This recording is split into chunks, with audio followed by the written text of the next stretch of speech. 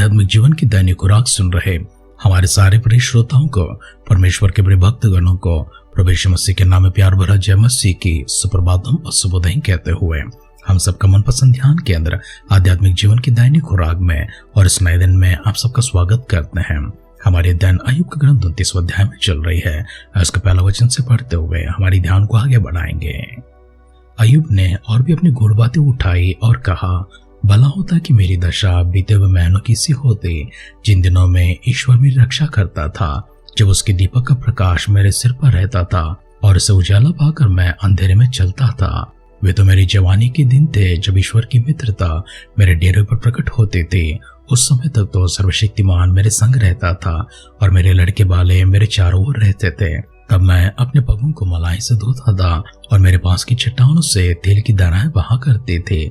जब मैं नगर के फाटक की ओर चलकर खुले स्थान में अपने बैठने के स्थान तैयार करता था, तब तक जवान मुझे देखकर छिप जाते और पुरनिया उठकर खड़े हो जाते थे।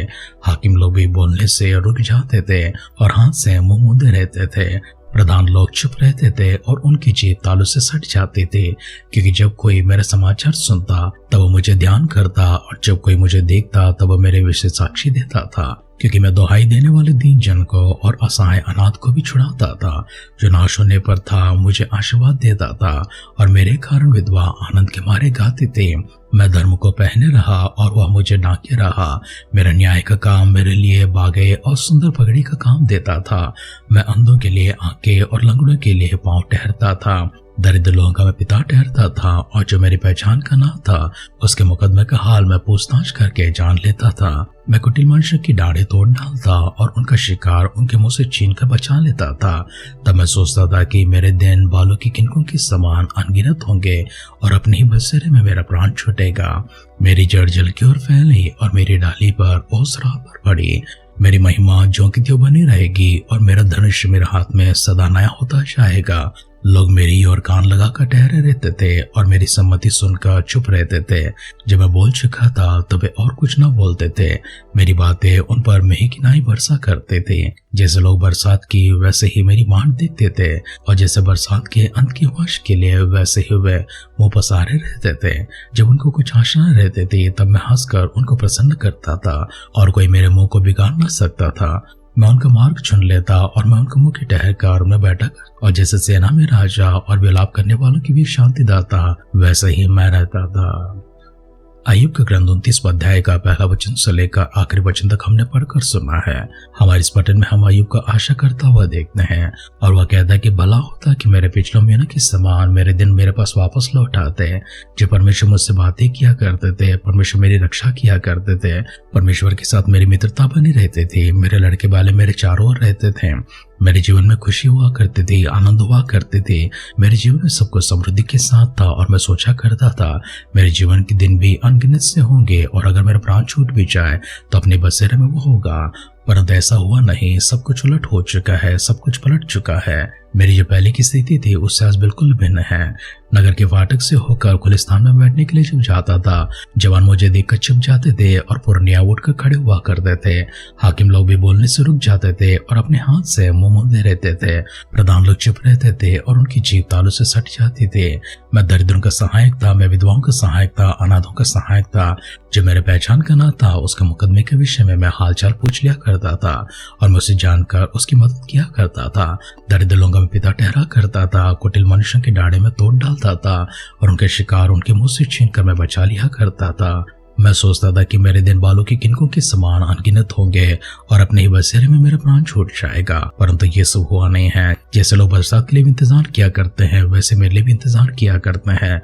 जो कभी मेरे साथ मुलाकात करते थे जब उनके लिए आशा की कोई बात नहीं होती थी, अर्थात उनके पास मांगने के लिए कुछ न होता था, तब मैं मुंह खोलकर उन्हें हंसा कर मैं प्रसन्न किया करता था और कोई मेरे मुंह को बिगाड़ न सकता था। मैं उनके मार्ग को चुन लेता और मैं मुख्य ठहर कर उनमें बैठा करता था और जैसा सेना में राजा होता है और विलाप करने वालों के बीच में शांतिदाता होता है, वैसे ही मैं भी उनके बीच में रहा करता था।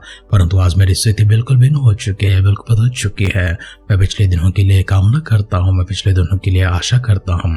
मैं पिछले दिनों को फिर से एक बार अपने जीवन में देखना चाहता हूँ। अय्यूब की इस प्रार्थना को, अय्यूब की इस आशा को परमेश्वर क्या सुनते हैं।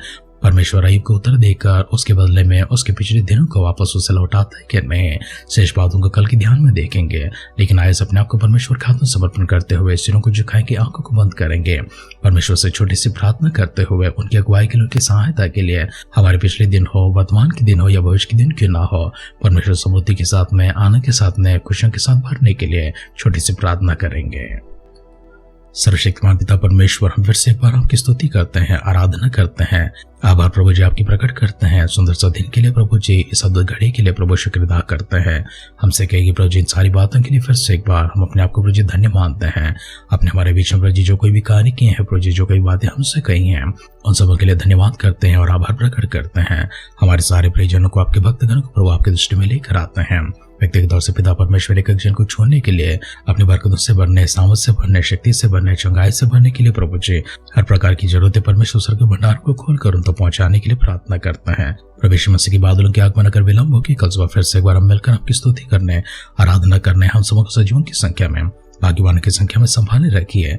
अगर ऐसा न तो प्रभु के राज्य उन सबको शामिल करने के लिए दुआ करते हैं। आपने हमारी सारी प्रार्थना को पिता सुनकर दिए उतरने के लिए धन्यवाद करते हुए हमारे उद्धारकर्ता हमारे प्रभु यीशु मसीह के नाम से इस प्रार्थना को मांगते हैं, सुन और कबूल कर पिता। आमेन, आमेन, आमेन। परमेश्वर निरंतर आपके दिनों को एक समान रखे, कोई हानि, कोई कष्ट, कोई नुकसान, कोई बर्बादी कभी आपके करीब ना पहुंचे। आपके तंबुओं के चारों परमेश्वर अपनी सुरक्षा के घेरे को रखे, अपने दूतों के साथ आपकी रखवाली करते रहे, पवित्र आत्मा की भरपूरी में अभिषेक में आप लोग को चलाते रहे, सही राहों पर, सच्ची राहों पर आप लोग चलते रहे और हमेशा परमेश्वर के लिए प्रसन्न योग्य एक जीवित गवाह ठहरने के लिए पवित्र आत्मा का अभिषेक निरंतर आपके पर होती रहे। हमारी सी दुआ और कामना के साथ आज के ध्यान कहीं पर समाप्त करते हैं। आप सुनते रहिए, सुनाते रहिए आध्यात्मिक जीवन की दैनिक खुराक। कल फिर मिलेंगे। अपना ख्याल रखिए, अपनों का ख्याल रखिए, दूसरों का भी ख्याल रखिए। God bless you.